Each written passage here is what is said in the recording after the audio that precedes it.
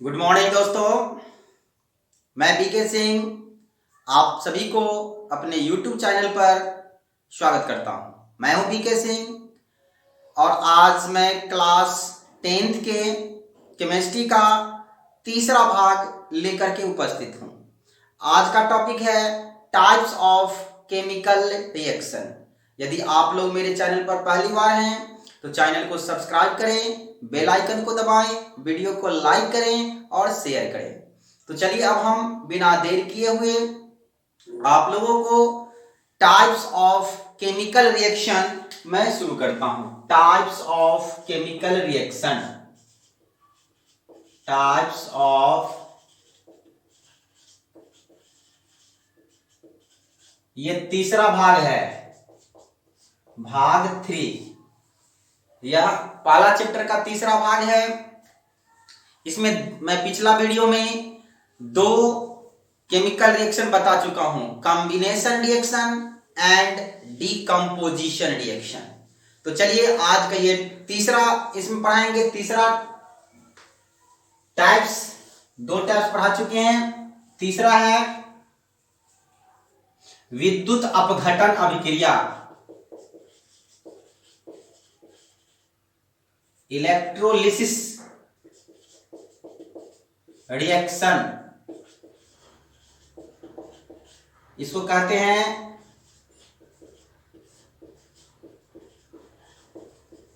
विद्युत अपघटन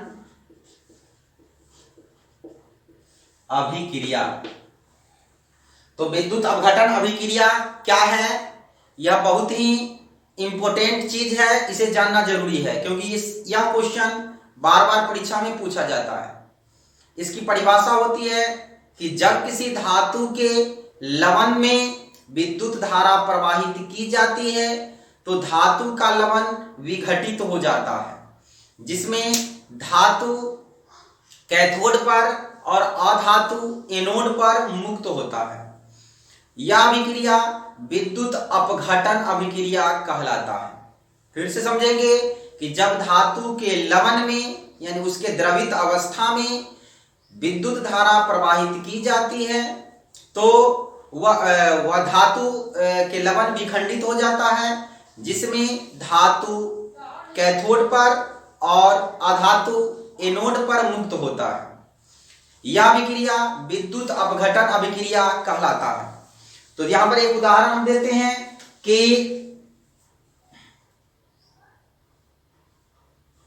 यानी एक जल ही लेते हैं, जल H2O जल ही लेते हैं और इसमें विद्युत धारा प्रवाहित करते हैं। विद्युत धारा को प्रवाहित करते हैं तो यह क्या होगा कि विखंडित हो जाएगा, टूट जाएगा। यानी H2 आयन और प्लस O आयन इसमें टूटेगा। तो यहां पर देखिए आयन की अवस्था में है, तो आयन की अवस्था में कोई भी धातु या अधातु जो होते हैं वह अपनी वास्तविक अवस्था में नहीं होते हैं। तो हाइड्रोजन भी गैस है और ऑक्सीजन भी गैस है, लेकिन यहां पर यह आयन की अवस्था में, इसीलिए यह गैसीय अवस्था में नहीं है क्योंकि इसका वास्तविक रूप तो गैस है। तो इसका वास्तविक रूप होगा यानी ऑक्सीजन यानी हाइड्रोजन जो है H2 आयन, यह 2 इलेक्ट्रॉन लेगा और यह बन जाएगा OH2 बन जाएगा। और ये अब देखिए ये ऑक्सीजन है, ये ऑक्सीजन है, तो क्या होगा कि यह इलेक्ट्रॉन को लॉस करेगा। इलेक्ट्रॉन को क्या करेगा? लॉस करेगा। तो यहां पर 2 दे देते हैं तो 2 दूना 4 यानी O2 बन जाएगा, प्लस 4 इलेक्ट्रॉन को क्या कर दिया? लॉस कर दिया। अब देखिए इस समीकरण में ये 2 इलेक्ट्रॉन है, यहाँ 4 इलेक्ट्रॉन है, तो इस समीकरण में क्या करेंगे? 2 से गुना कर देंगे तो 2 दूना 4 हो गया।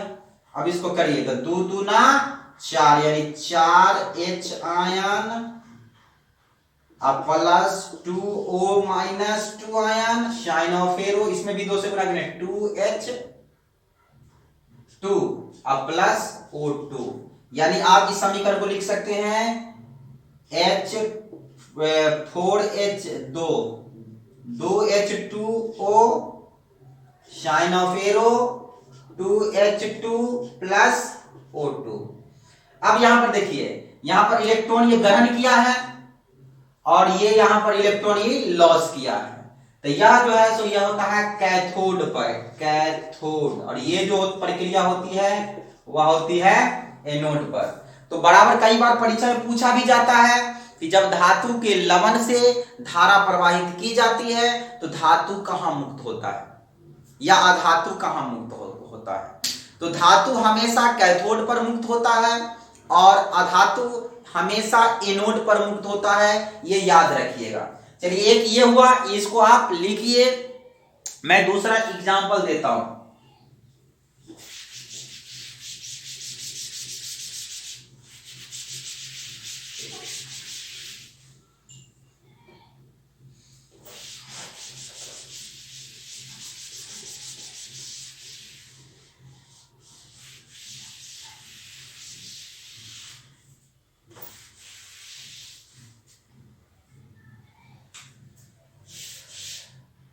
दूसरा है, इसी का एग्जांपल दे रहा हूं, विद्युत अपघटन की का ही एग्जांपल है कि यदि सोडियम क्लोराइड के विलयन से NaCl के विलयन से विद्युत धारा प्रवाहित की जाए, विद्युत धारा प्रवाहित की जाए तो यह टूटेगा। सोडियम प्लस और क्लोरीन माइनस आयन में टूट जाएगा, टूटेगा ना जी। हाँ, तो ये अब देखिए ये दोनों विघटित हो गया। अब ये मुक्त कहां होगा, तो यह अपना ठोस अवस्था में सोडियम होता है, क्लोरीन गैस अवस्था में होता है, लेकिन यह आयन की अवस्था में। तो आयन की अवस्था में यौगिक या तत्व परमाणु का वास्तविक अवस्था नहीं होता है। तो यहां पर देखिए क्लोरीन यानी सोडियम प्लस है तो यह एक इलेक्ट्रॉन ग्रहण करेगा, तो यह हो गया इसका वास्तविक अवस्था। अब देखिए क्लोरीन, तो यह क्या करेगा कि क्लोरीन का वास्तविक अवस्था ये होता है 2 क्लोरीन, ये क्या किया लॉस कर दिया।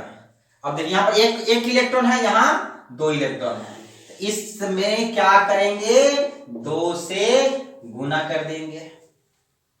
क्या कर देंगे 2 से गुना कर देंगे। तो 2 से गुना करेंगे तो क्या हो जाएगा 2Na प्लस, ये तो ये कट गया ना 2 से गुना किए तो, plus 2Cl minus sign of arrow, इसमें भी 2 से गुना 2Na प्लस Cl2, या आप इसको लिख सकते हैं 2NaCl sign of arrow 2Na plus Cl2। यह प्रक्रिया कहां हुई, यहां पर गेन हुआ है, गेन ऑफ इलेक्ट्रॉन, यानी यहां पर मुक्त हुआ कहां, यह हो गया कैथोड पर, कैथोड। ये क्या हो गया एनोड। एनोड पर जो होता है वह जो होता है ऑक्सीडेशन होता है। क्या होता है ऑक्सीकरण, यानी लॉस ऑफ इलेक्ट्रॉन। ये क्या होता है अवकरण, अवकरण में गेन ऑफ इलेक्ट्रॉन, इलेक्ट्रॉन लेता है। तो यह इसका मुख्य उदाहरण है, आप इसे लिखिए। अब हम अगला रिएक्शन बताते हैं। अगला रिएक्शन है, ये चौथा होगा, ये दूसरा है। मैं पिछला वीडियो में 2 रिएक्शन बता चुका हूं। तो चौथा है विस्थापन अभिक्रिया।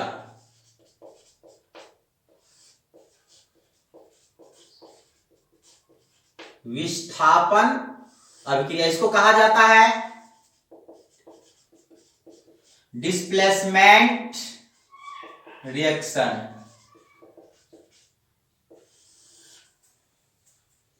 विस्थापन अभिक्रिया। तो ये विस्थापन अभिक्रिया क्या होता है वो जानेंगे। इसकी परिभाषा होती है, जब अधिक क्रियाशील वाले कोई परमाणु कम क्रियाशील वाले परमाणु को हटाकर उसका स्थान ग्रहण कर लेता है, जिससे नए यौगिक का निर्माण होता है। यह अभिक्रिया विस्थापन अभिक्रिया कहलाता है। इसे प्रतिस्थापन अभिक्रिया भी कहते हैं। चलिए इसका हम एग्जाम्पल समझते हैं क्या होता है। तो copper sulphate CuSO4, copper sulphate के विलयन में यदि लोहा का कील को डाल दिया जाए तो लोहा जो है वह क्या है, तांबा से अधिक क्रियाशील है। लोहा क्या है, तांबा से अधिक क्रियाशील है। अब लोहा तांबा को क्या करेगा, विस्थापित कर देगा, हटा देगा और बना लेगा FeSO4 और लोहा क्या, तांबा क्या हो गया, अलग हो गया। आप इसे प्रयोग द्वारा दर्शा सकते हैं कि एक ट्यूब में जो है हम कॉपर सल्फेट ले लिए हैं। क्या ले लिए हैं, कॉपर सल्फेट ले लिए हैं, कॉपर सल्फेट ले लिए हैं और इसमें ये CuSO4 है। इसका कलर जो होता है वह ब्लू होता है, ब्लू। इसे ब्लू विट्रियोल या नीला थोथा भी कहते हैं।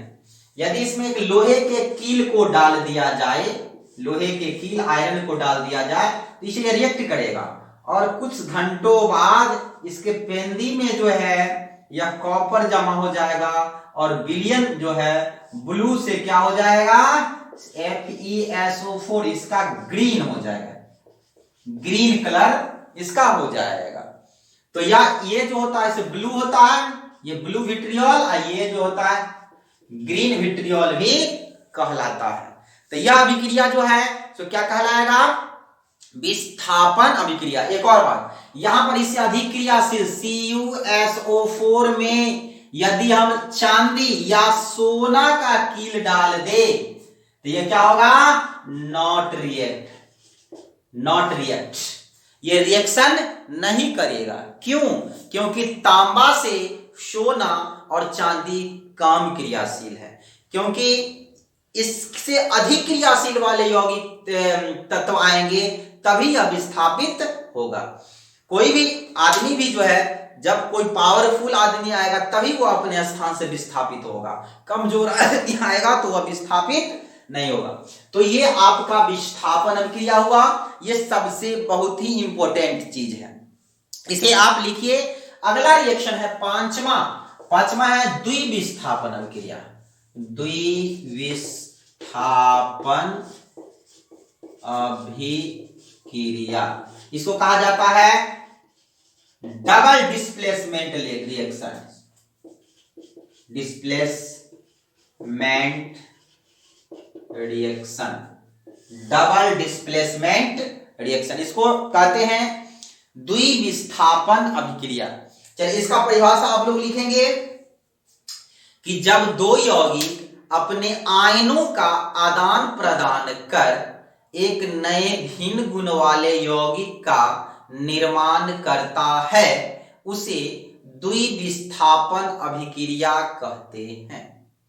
फिर से समझेंगे, फिर से लिखेंगे कि जब दो यौगिक अपने आयनों का आदान प्रदान कर नए भिन्न गुण वाले यौगिक का निर्माण करता है उसे द्विविस्थापन अभिक्रिया कहते हैं। तो चलिए यहां पर देखेंगे, दो यौगिक लिखते हैं। एक है सिल्वर क्लोराइड, देख रहे हैं सिल्वर क्लोराइड, और दूसरा है सोडियम क्लोराइड है, सिल्वर क्लोराइड है, और दूसरा है सिल्वर नाइट्रेट AgNO3। ये दोनों को क्या कर दिए, रिएक्शन करवाए हैं। तो ये दोनों यौगिक अपने आयन का क्या करते हैं, एक्सचेंज करते हैं। जैसे ये यौगिक टूटेंगे तो सोडियम क्या किसी में टूटेगा, सोडियम आयन में टूटेगा, क्लोरीन आयन में टूटेगा, इधर सिल्वर आयन में टूटेगा और नाइट्रेट आयन में टूटेगा। टूट गया।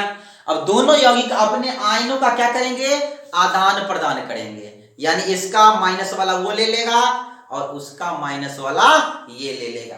अब देखिए ये इसका माइनस जो है इसके साथ जुड़ जाएगा और इसका माइनस इसके साथ जुड़ गया, प्लस भी एक्सचेंज हो गया। तो नए भिन्न गुण वाले यौगिक बनेंगे। कैसे, ये सोडियम नाइट्रेट अब बन गया, क्या बन गया, NaNO3, ये सोडियम नाइट्रेट बन गया।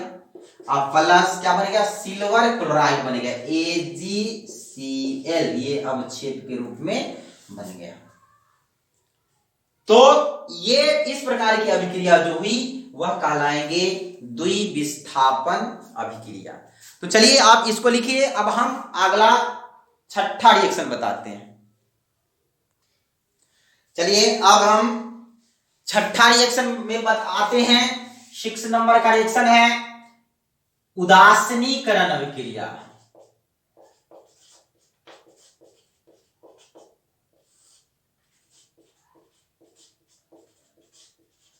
इसको कहते हैं न्यूट्रलाइजेशन रिएक्शन।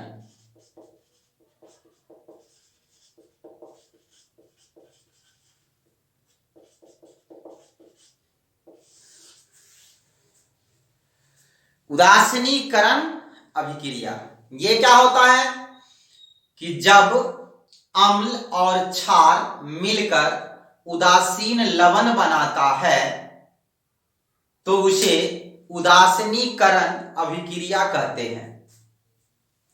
यानी जब अम्ल और क्षार मिलते हैं तो उदासीन लवण बनता है। जैसे अम्ल हुआ H2SO4, ये क्या है, अम्ल है, और क्षार हो गया KOH, तो ये हो गया क्षार। अम्ल और क्षार मिलेंगे तो क्या बनाएंगे, उदासीन लवण K2SO4 प्लस H2O, ये हो गया लवण, उदासीन लवण, और ये हो गया जल। एक दूसरा उदाहरण देता हूं, अम्ल HCl, ये क्या है, अम्ल है, हाइड्रोक्लोरिक अम्ल।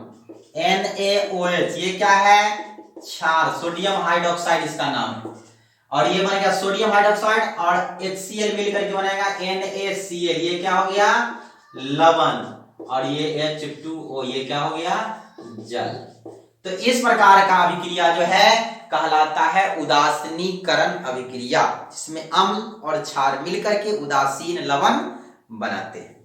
चलिए 7वां नंबर का अभिक्रिया हम बता रहे हैं। 7वां नंबर का अभिक्रिया है फोटोकेमिकल रिएक्शन, प्रकाश संश्लेषी अभिक्रिया। प्रकाश संश्लेषी अभिक्रिया।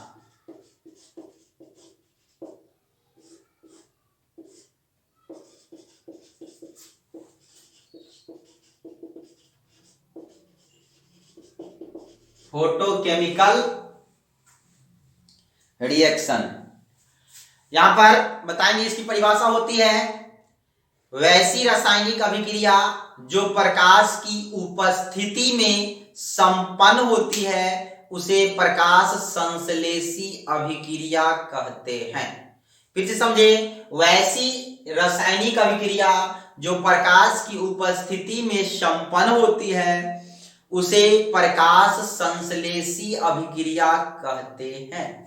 जैसे यहां पर देखिए, जो पौधों में जो है CO2, जल, H2O, ये जो है प्रकाश की उपस्थिति में सनलाइट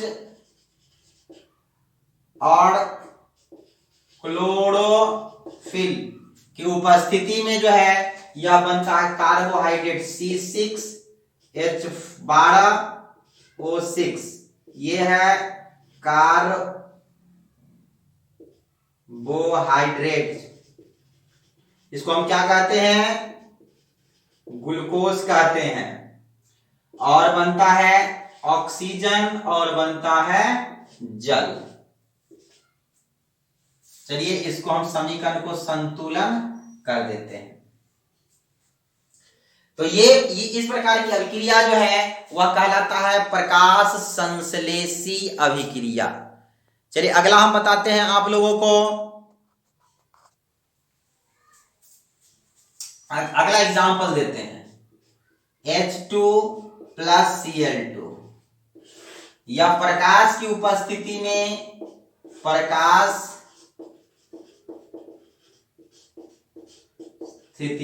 की उपस्थिति में यह 2HCl तेजी से बनता है, लेकिन यही H2 plus Cl2 sign of arrow, यह डार्क में यानी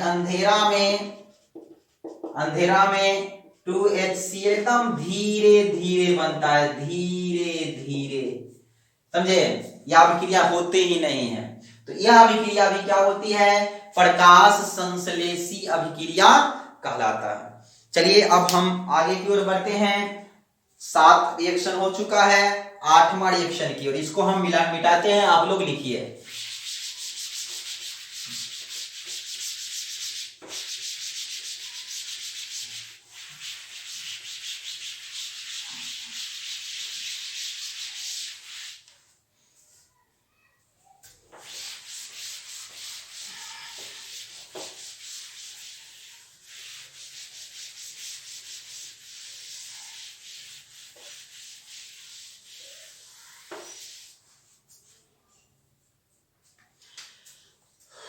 आठवां रिएक्शन है,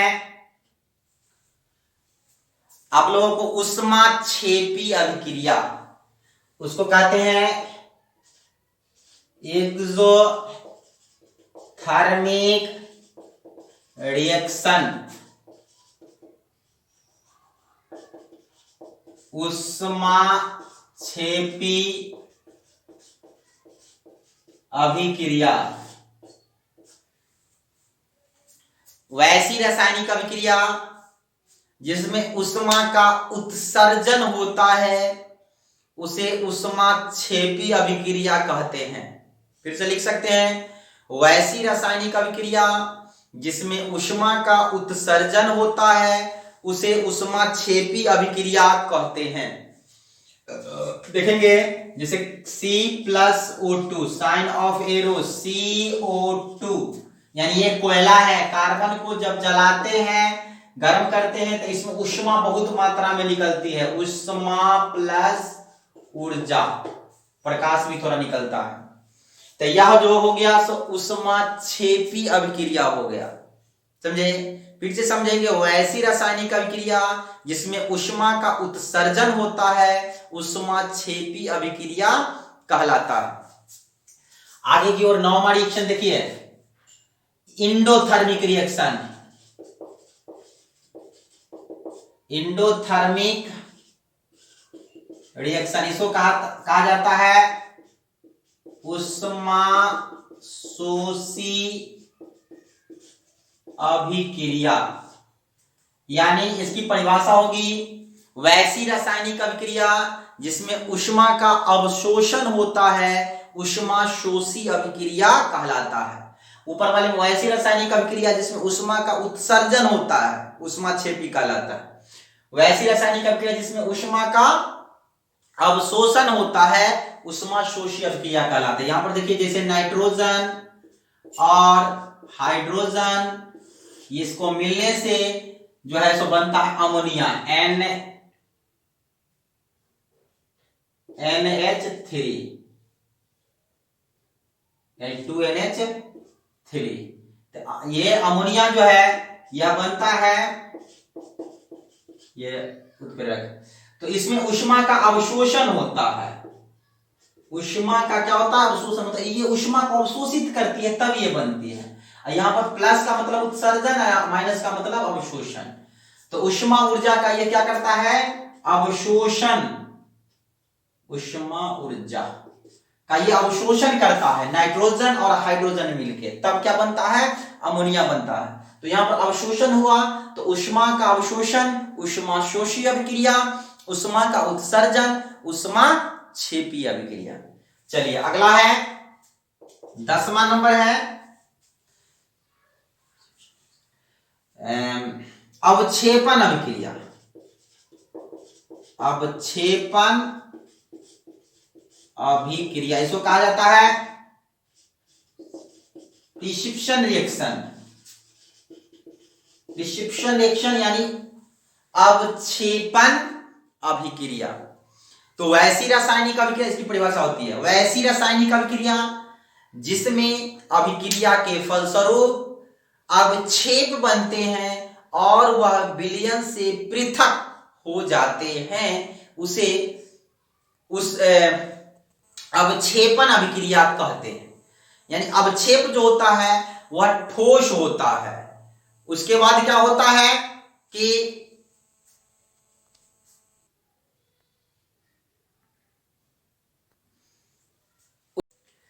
चलिए फिर से समझेंगे अवक्षेपण अभिक्रिया क्या है।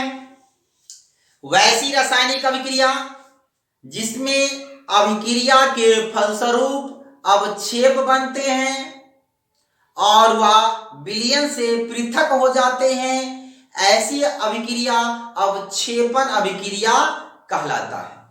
अब समझे कि अवक्षेप क्या होता है, तो ठोस पदार्थ होता है अवक्षेप।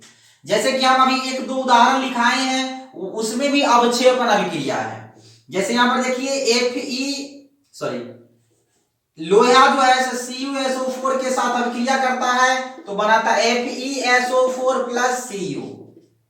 FeSO4 प्लस Cu ये अवक्षेप बनता है। ये ठोस अवक्षेप होता है जिसको नीचे की ओर तीर के चिन्ह द्वारा दर्शाया जाता है। तो यह प्रतिस्थापन अभिक्रिया के साथ साथ अवक्षेपण अभिक्रिया भी है। चलिए दूसरा उदाहरण अभी दिए हैं NaCl plus AgNO3 sign of arrow NaNO3 plus AgCl। अब देखिए यह भी ठोस होता है, दही जैसा अवक्षेप होता है सिल्वर क्लोराइड का, और यह भी विलयन से पृथक हो जाता है। ये द्रव है लेकिन यह क्या है, ठोस है, तो ये अवक्षेप है। ऐसा यह द्विविस्थापन अभिक्रिया भी है और अवक्षेपण अभिक्रिया भी है। तो अवक्षेपण अभिक्रिया समझ गए होंगे जिसमें अवक्षेप बनता है और वह विलयन से पृथक हो जाता है, अलग हो जाता है। अभी हम आपको एग्जांपल बताए थे, यदि हम इसमें जो है कॉपर सल्फेट डाल दे, कॉपर सल्फेट इसमें लोहा की पत्थर डाल दे आयरन की, तो नीचे में जो है कॉपर का जो है कॉपर वह क्या हो जाएगा, जमा हो जाएगा। और जब विलयन को ऐसे ढालेंगे तो फेरस सल्फेट ये जो बनेगा फेरस सल्फेट वो अलग हो जाएगा, इसमें बच गया कॉपर, यानी पृथक हो गया, अलग हो गया। तो ये होता है अवक्षेपण अभिक्रिया। तो चलिए हम आगे की ओर बढ़ते हैं और अगला टाइप्स बढ़ाते हैं 11 नंबर।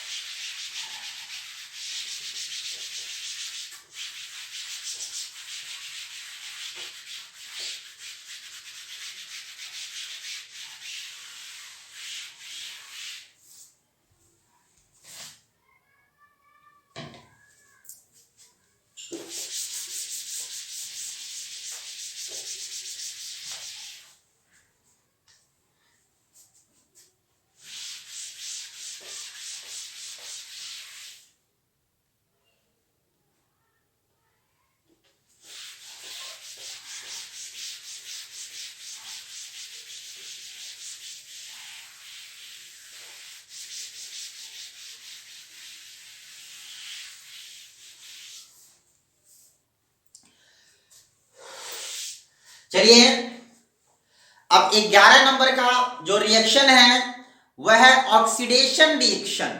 इसको कहते हैं ऑक्सीकरण। आप लोग जानते होंगे 11 नंबर ऑक्सीडेशन, ऑक्सीडेशन इसको कहा जाता है ऑक्सीकरण।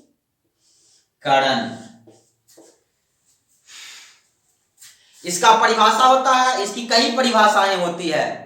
Loss of electron, loss of electron is called oxidation, oxidation यानी इलेक्ट्रॉनों का लॉस होना, इलेक्ट्रॉनों का त्याग होना ऑक्सीकरण कहलाता है। दूसरा होता है कॉम्बिनेशन ऑफ ऑक्सीजन, यानी ऑक्सीजन का संयोग, ऑक्सीजन का संयोग। तीसरा होता है हाइड्रोजन का वियोग, हाइड्रोजन का वियोग यानी जब कोई पदार्थ इलेक्ट्रॉन का लॉस करता है तो वह ऑक्सीकरण कहलाता है। दूसरा, जब कोई पदार्थ ऑक्सीजन का संयोग करता है तो वह ऑक्सीकरण कहलाता है।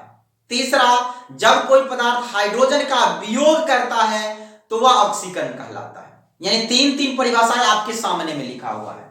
यानी देखिए सोडियम है Na है और यह एक इलेक्ट्रॉन को क्या कर दिया, लॉस कर दिया, यह ऑक्सीकरण है।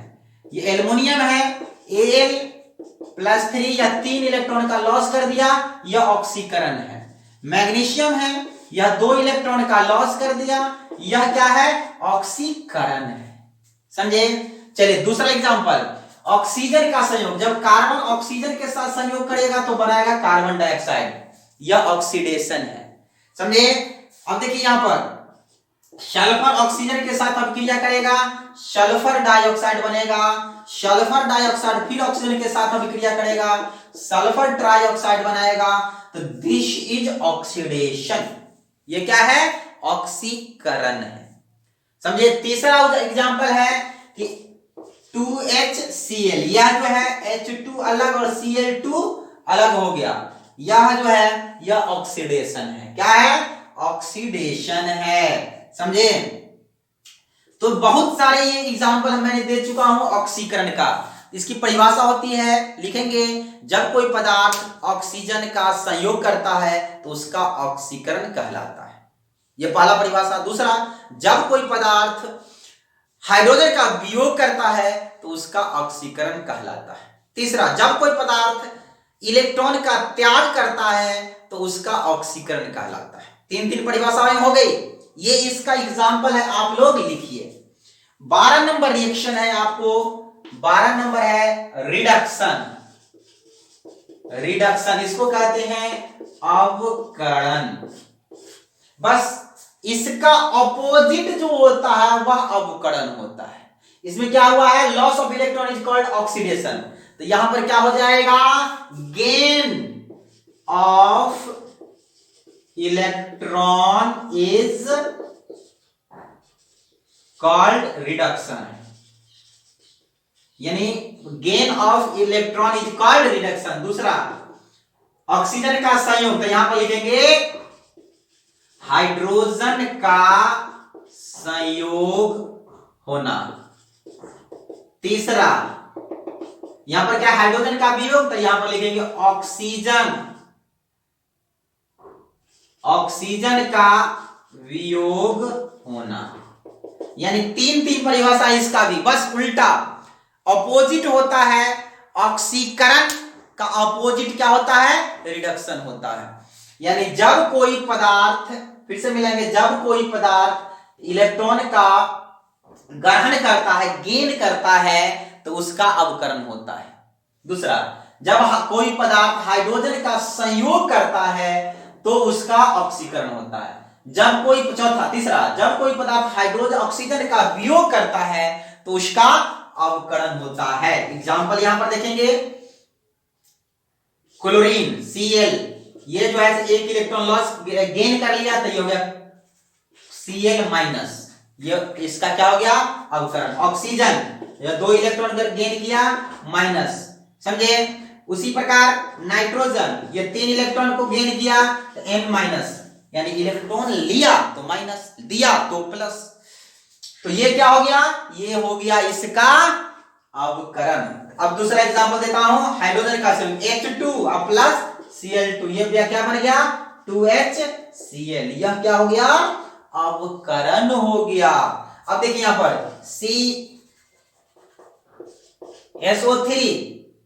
SO3 से बन गया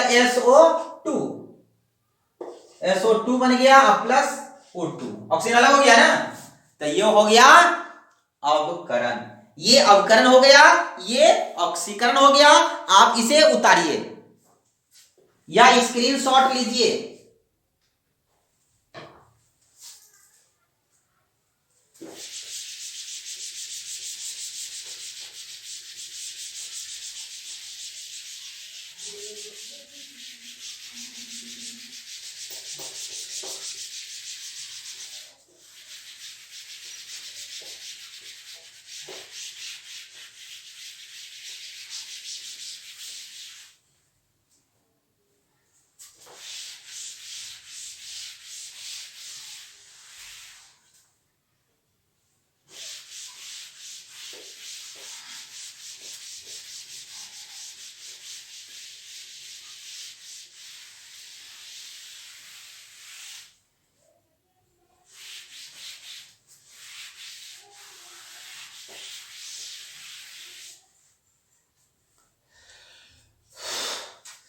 चलिए अब हम आप लोगों को बताते हैं,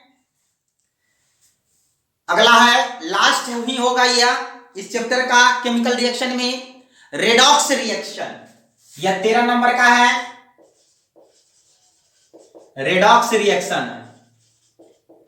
रेड, यहां दो शब्द से मिलकर बना है रेड। रेड का मतलब होता है रिडक्शन। रेड का मतलब लाल मत समझिए यहां पर। ऑक्स, ऑक्स का मतलब यहां पर होता है ऑक्सीडेशन। ऑक्सीडेशन यानी रिडक्शन का मतलब क्या हुआ?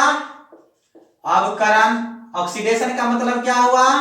ऑक्सीकरण। तो वैसी अभिक्रिया यानी वैसी रासायनिक अभिक्रिया जिसमें ऑक्सीकरण और अवकरण दोनों साथ साथ होता है उसे रेडॉक्स अभिक्रिया कहते हैं। फिर से मिलाएंगे, वैसी रासायनिक अभिक्रिया जिसमें ऑक्सीकरण और अवकरण दोनों साथ साथ होता है उसे रेडॉक्स अभिक्रिया कहते हैं। इसका एग्जांपल देखिए यहां पर, CuO प्लस H2। यहां पर ध्यान देंगे, CuO प्लस H2 यानी कॉपर ऑक्साइड को जो है हाइड्रोजन के साथ रिएक्ट करवाते हैं, उसमें हाइड्रोजन गैस देते हैं, तो यह बन जाता है Cu प्लस H2O। अब यहां पर देखिए ऑक्सीजन इससे हट गया ना, ऑक्सीजन यहां पर कॉपर ऑक्साइड है, यहां पर बन गया कॉपर, तो इससे ऑक्सीजन क्या हो गया? हट गया। तो ऑक्सीजन का हटना क्या कहलाता है? ऑक्सीजन का हटना कहलाता है अवकरण। अवकरण इसको अंग्रेजी में कहते हैं रिडक्शन।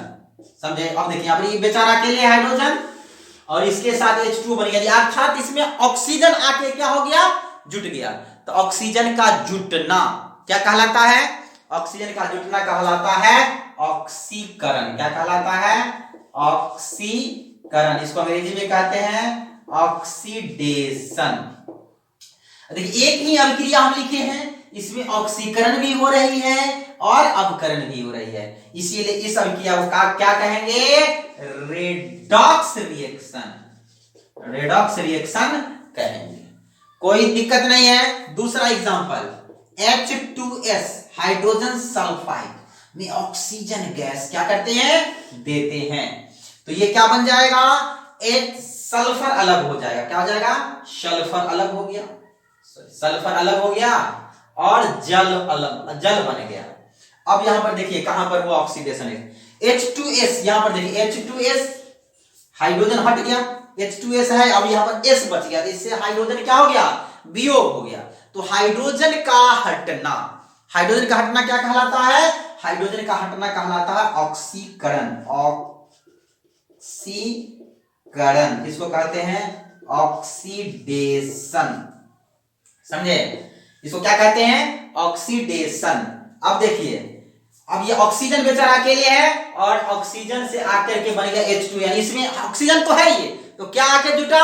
हाइड्रोजन। तो हाइड्रोजन का जुटना क्या कहलाता है? अवकरण। अवकरण इसको क्या कहते हैं? रिडक्शन। नहीं, अब देखिए एक ही अभिक्रिया में ऑक्सीकरण भी हुई, अवकरण भी हुई, तो इसीलिए इस अभिक्रिया को क्या कहेंगे? रेडॉक्स रिएक्शन कहेंगे। तो टाइप्स ऑफ केमिकल रिएक्शन लगभग खत्म हो चुका है। अब आप लोगों को हम इससे अगला जो वीडियो बनाएंगे उसमें हम पूरा फर्स्ट चैप्टर को कंप्लीट कर देंगे। तो आप लोग इसे लिखे, याद करें, कहीं भी प्रॉब्लम हो तो कमेंट में जरूर बताएं। आज का क्लास मैं यहीं पर खत्म करता हूं। आप लोग मेरे चैनल को सब्सक्राइब करें, लाइक करें, बेल आइकन को दबाएं, शेयर करें। तब तक के लिए धन्यवाद। जय हिंद।